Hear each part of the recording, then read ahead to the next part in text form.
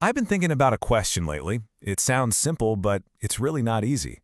The question is this: what is mine to carry? So, just to be clear, this isn't a lecture. Not at all. It's more, it's just a place to think out loud. I'm just sharing a way I've been trying to process things, and I wanted to invite you to, just think alongside me for a bit. The way I've been approaching this is inspired by Stoicism. But don't worry, this isn't about giving advice or having all the answers. It's really just about using it as a way of sorting things, a tool for finding a little bit of clarity. So, what are we sorting exactly? Well, it all comes down to one really fundamental distinction. It's about separating what's my responsibility from all the noise out there. Or you could think of it as separating my effort, the thing I can actually control, from the outcome, which, let's be honest, I often can't. And I think it's really important to say this up front. This isn't about fixing yourself. It's not another self-improvement project. The whole point isn't to become some better, more efficient version of you. No, the real work is actually simpler than that, and maybe more profound because of it. It's about just noticing what you're already carrying around, and then just gently asking, wait, was this ever mine to carry to begin with?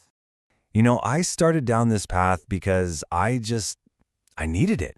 I needed to find somewhere quiet enough to actually think, to find a little bit of mental space where I could hear myself.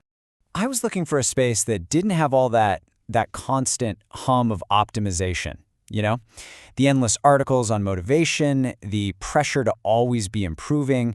It feels like it's in the quiet, when all that noise is gone, that a different kind of thinking can actually happen. So yeah, that's why I keep coming back to this one question. It's kind of the anchor for this whole thing. What is mine to carry? And maybe just as important, what isn't? Let's actually break that distinction down a little. So, on one side, you have the things that are mine to carry. That's stuff like my effort, the choices I make, and, this is a big one, how I respond to things. Then on the other side, you have the things that are not mine to carry. Things like the final outcome, whether it all works out, how other people react, or whether they approve of you, or even understand what you're trying to do. That's not mine. What's been so interesting about sorting things this way is how it changes the idea of caring. It's made me realize that, I can care deeply about something, be completely invested in it, without having to own the result. Care belongs with effort. It belongs in that first column. It doesn't belong over there with control and outcomes. And I've noticed that the second I get those two confused, the moment I think my caring means I have to control the outcome, that's when I start picking up all this extra weight. Stuff that was never mine to begin with. This whole thing, learning to sort what's mine from what isn't, it's definitely not a destination.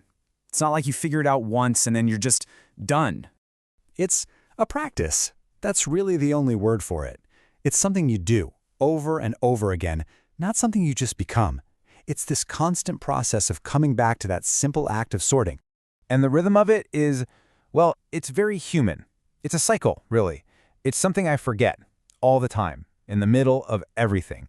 And then I remember it again. That happens over and over, and I think that's okay. In fact, maybe that is the practice. Look, I'm still practicing this. I am definitely still working it all out. So if any of this resonates with you, if you're trying to figure it out too, then you're more than welcome to walk alongside me.